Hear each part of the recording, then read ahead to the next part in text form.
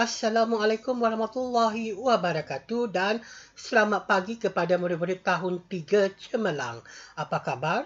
Cikgu harap kamu semua dalam keadaan sihat dan baik-baik sahaja di rumah.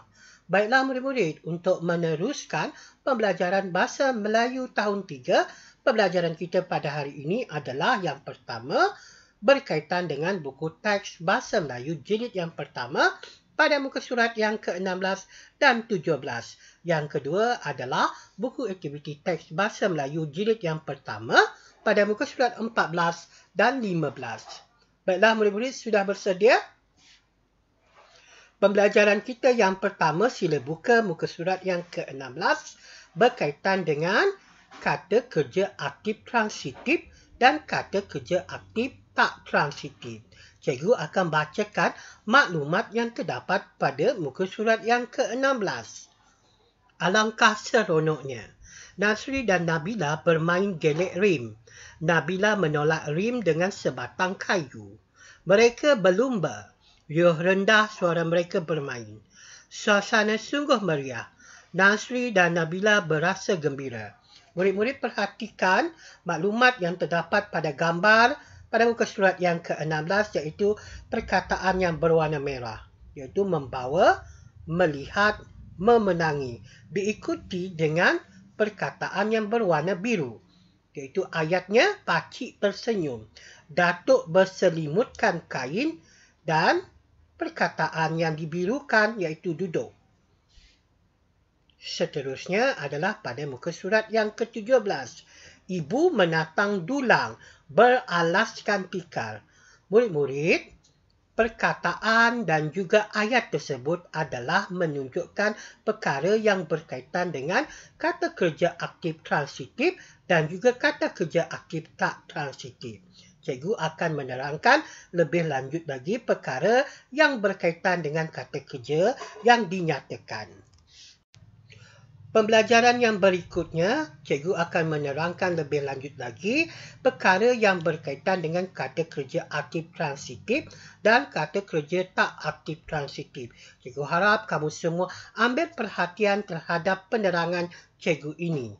Apakah yang dimaksudkan dengan kata kerja aktif transitif dan kata kerja tak aktif transitif? Perhatikan ya. Kata kerja.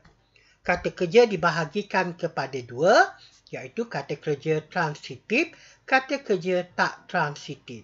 Kita lihat kata kerja transitif dahulu. Kata kerja transitif dibahagikan kepada dua perkara, iaitu aktif dan juga pasif. Aktif maksudnya pelaku atau pembuat didahulukan dalam susunan ayat. Manakala pasif pula adalah transitif, yakni yang kena buat didahulukan dalam susunan ayat. Maksudnya di sini ia diterbalikkan tetapi membawa maksud yang sama. Kata kerja tak transitif pula dibahagikan kepada dua, iaitu tak berpelengkap dan juga berpelengkap.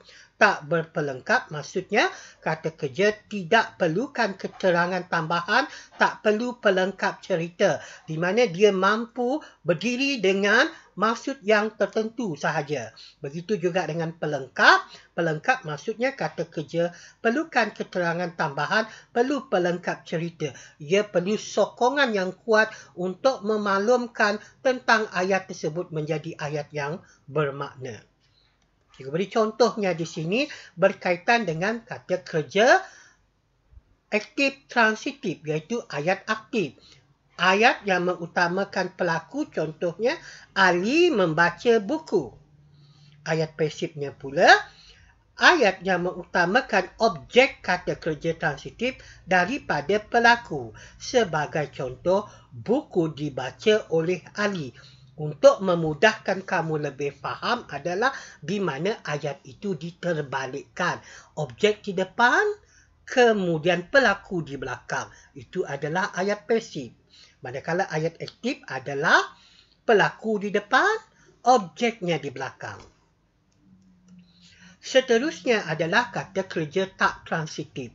Penggunaannya apabila kita melakukan sesuatu perbuatan dan perbuatan itu tidak terkena kepada orang lain atau benda lain. Terbahagi kepada dua jenis kata kerja tak transitif yang tak berpelengkap, kata kerja tak transitif yang berpelengkap. Cikgu teruskan dengan contohnya di sini. Tidak berpelengkap. Ayat ini tidak memerlukan sokongan untuk memberikan ia bermakna dengan sempurna. Sebagai contoh, adik menangis. Durian itu jatuh. Kamu perhatikan perkataan yang dimerahkan tersebut. Kerana kita faham perkara yang dimerahkan tersebut ataupun perkataan yang dimerahkan tersebut adalah menangis dan juga jatuh. Manakala berpelengkap adalah ayat ini memerlukan sokongan untuk memberikan ia bermakna dengan sempurna lebih terperinci. Sebagai contoh, adik menangis disebabkan terpijak duri buah durian. Durian itu jatuh di atas tanah di kebun milik Pak Samad. Maksudnya di sini berpelengkap lebih menuntut kepada penerangan ayat yang begitu panjang tentang perkara tersebut. Cikgu harap kamu faham perkara yang berkaitan dengan kata kerja aktif transitif, kata kerja tak transitif. Murid-murid, untuk pembelajaran yang terakhir, sila buka buku latihan aktiviti teks tahun 3 jilid yang pertama pada muka surat yang ke-14. Aktiviti 6 ini meminta kamu untuk bina ayat menggunakan penjodoh bilangan berdasarkan situasi di bawah. Minggu yang sudah, cikgu telah bekalkan kepada kamu nota bergambar berkaitan dengan penjodoh bilangan.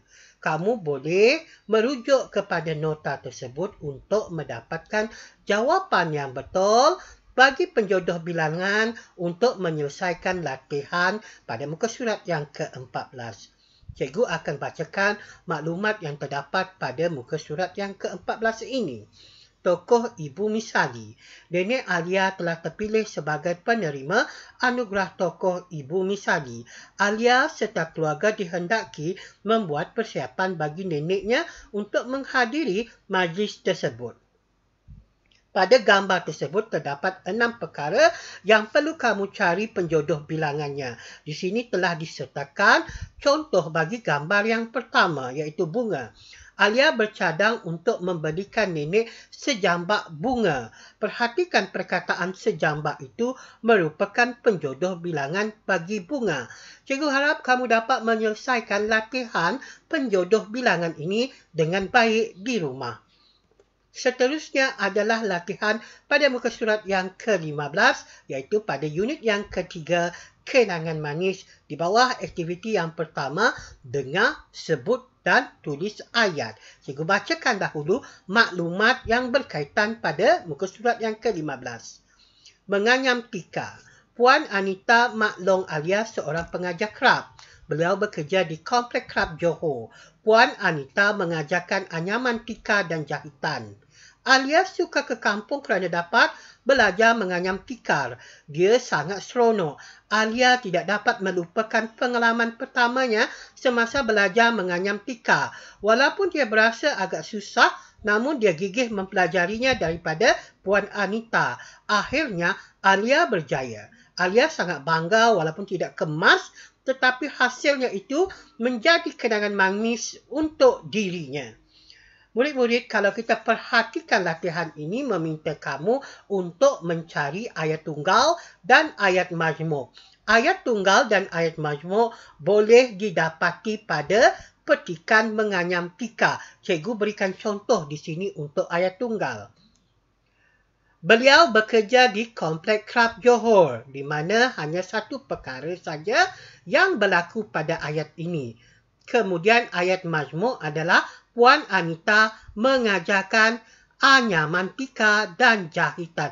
Ada dua perkara yang berlaku dalam satu ayat, iaitu anyaman tika dan jahitan. Cikgu ulang balik, ayat tunggal adalah satu ayat saja yang terlibat di dalam ayat tersebut. Manakala ayat majmuk adalah dua perkara yang berlaku di dalam satu ayat tersebut. Cikgu harap kamu dapat menyelesaikan latihan ini dengan baik dan semua jawapan tentang ayat tunggal dan ayat majmuk itu boleh didapati di dalam petikan menganyam pika. Baiklah murid-murid, di akhir kata, cikgu mengucapkan ribuan terima kasih di atas penglibatan kamu dalam pembelajaran PDPR di rumah. Jaga diri, sekian, terima kasih.